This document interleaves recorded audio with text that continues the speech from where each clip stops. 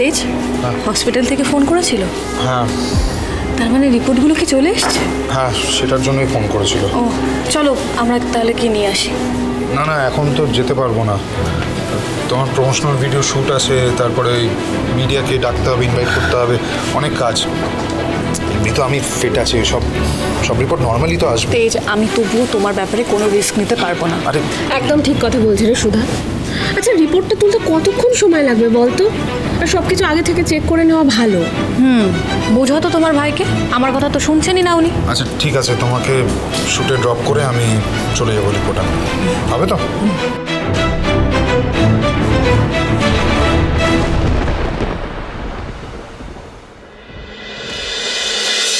আজ তো তেজ বসু মল্লিকের দম্ভ অহংকার একেবারে ভেঙে চুরমার হয়ে যাবে।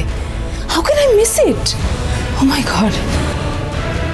এই ইমন হালদারকে বারবার রিজেক্ট করা, অপমান করা, তাই না?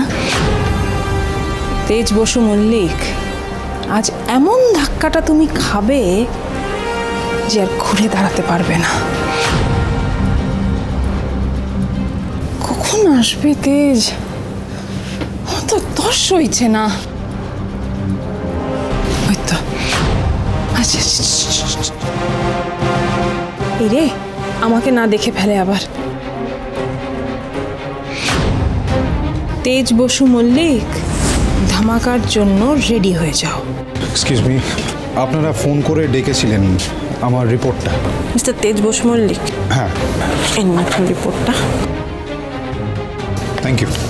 আপনি চাইলেই আজকে ডক্টর দেখে দেখিয়ে নিতে পারেন। উনি আছেন এখন? উনি রাউন্ডে গেছেন, এখন এক্ষুনি চলে আসবে। ওকে, থ্যাংক ইউ।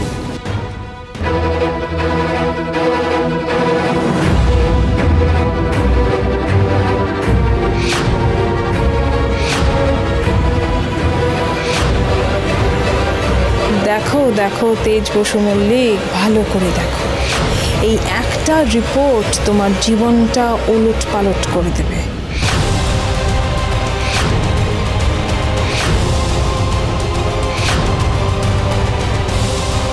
এসব কি? কি তেজ, কেমন লাগলো এই ধামাকাটা?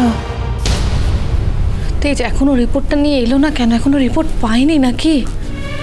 উফ, ফোন করি।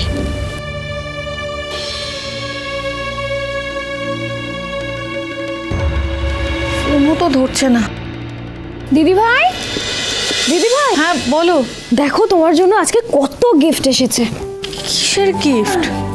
তোমার ফ্যানরা পাঠিয়েছে। ও বাবা, এত! তাহলে আর বলছি কি, বাবা দিদি ভাই তুমি তো সেলিব্রিটি হয়ে গেছো। তরিতা, আমি না সেলিব্রিটি হতে চাই না, আমি আর 5টা মানুষের মতো সাধারণ মানুষ। গজাননের আশীর্বাদে এত মানুষের ভালোবাসা পাচ্ছি, তার জন্য আমি সত্যি কৃতজ্ঞ। আচ্ছা বাবা ঠিক আছে, তুমি গিফটগুলো খুলে খুলে দেখো, আমি ঠাম্মিকে ওষুধ দিয়ে আসি, কেমন?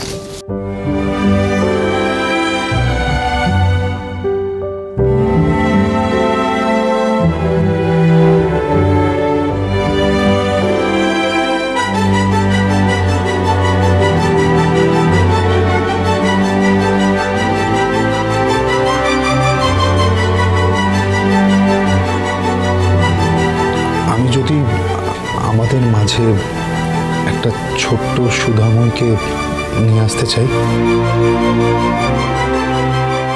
সুধা আমার না অনেক দিনের ইচ্ছে, আমার একটা ছোট্ট মিষ্টি মেয়ে হবে, ঠিক তোমার মতো।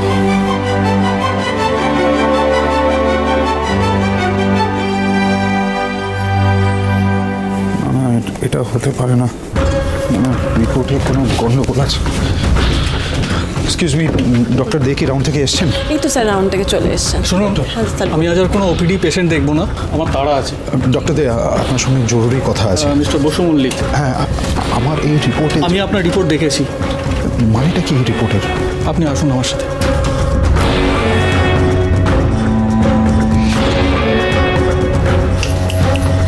এবার জীবনের সবচেয়ে বড় শখটা তুমি পাবে তেজ বসু মল্লিক, কারণ ডক্টর দে তোমাকে সেটাই বলবে যেটা আমি ওকে শিখিয়ে দিয়েছি বলার জন্য। আর এমন শখটা তুমি পাবে যেটা থেকে ওই বেহেনজি সুধাও তোমায় বাঁচাতে পারবে না। আরে আচ্ছা মিস্টার বসু মল্লিক, আপনি ছোটবেলায় কখনো আঘাত পেয়েছিলেন, মানে পড়ে গেছিলেন বা কোমরে চোট পেয়েছিলেন?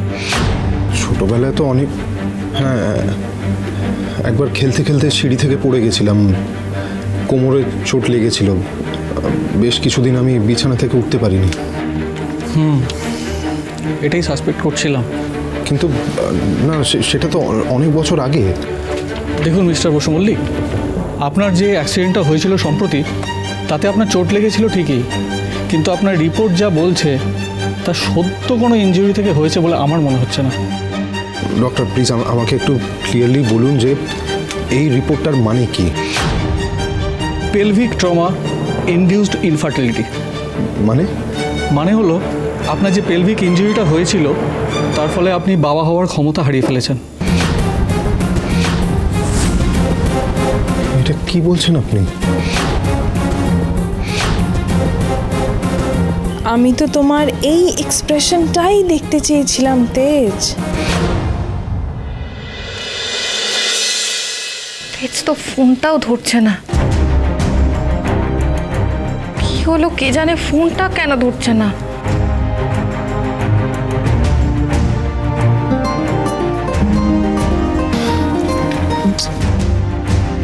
এ কি, ফোনটা কেটে দিল কেন?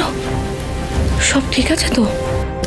ডক্টর আমাকে প্লিজ ভালো করে বলুন, মানে আমি কোনোদিনও বাবা হতে পারবো না? না,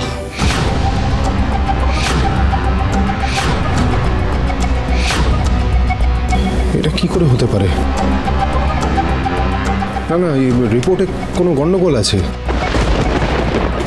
100% রিপোর্টে গন্ডগোল আছে। আমি আরেকবার টেস্ট করাতে চাই। কিন্তু তাতে লাভের লাভ কিছু হবে না মিস্টার বসু মল্লিক। না না, হতে বাধ্য। আপনি ব্যবস্থা করুন, আমি এক্ষুনি টেস্ট করাবো। দেখুন, আমি আপনার মানসিক অবস্থাটা বুঝতে পারছি, কিন্তু এতে এত ভেঙে পড়ার কিছু নেই। আপনি নিজেকে সামলান। কি করে সামলাবো? আমি যেটা বলছি আপনাকে, আপনি সেটা করুন না প্লিজ। দেখুন, মেডিকেল সায়েন্স এখন অনেক ইমপ্রুভ করে গেছে, অনেক অ্যাডভান্সড হয়ে গেছে, আর আমরা সবাই মিলে চেষ্টা করে অন্য উপায় বার করব। কিন্তু তাতেও যদি কোনো রেজাল্ট না পাই, আপনার কাছে তো অ্যাডপশনের অপশন রইলই। বর্তমানে অনেক মডার্ন বাবা মা সন্তান না নিয়ে অ্যাডপ্ট করছেন। আপনি এত তাড়াতাড়ি ভেঙে পড়বেন না।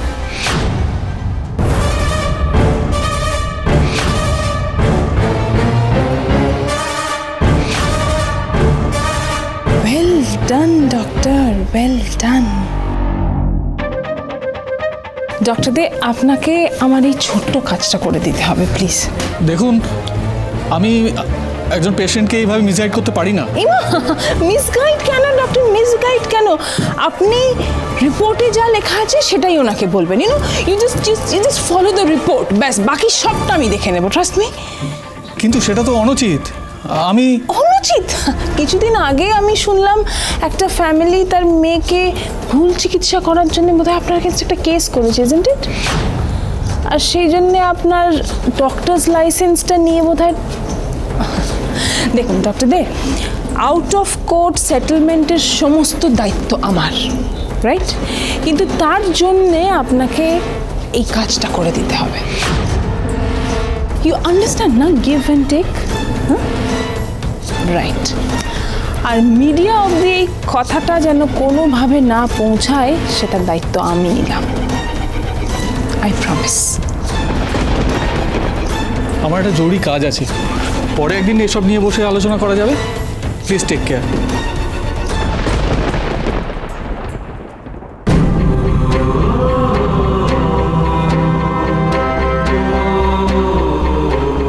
শুধু সংসার, পরিবার আর ব্যবসা সামলালে হবে না, আর একটা কথা আমায় দিতে হবে। খুব শিগগিরই আমি পুতির মুখ দেখতে চাই। আপনার যে পেলভিক ইনজুরিটা হয়েছিল তার ফলে আপনি বাবা হওয়ার ক্ষমতা হারিয়ে ফেলেছেন।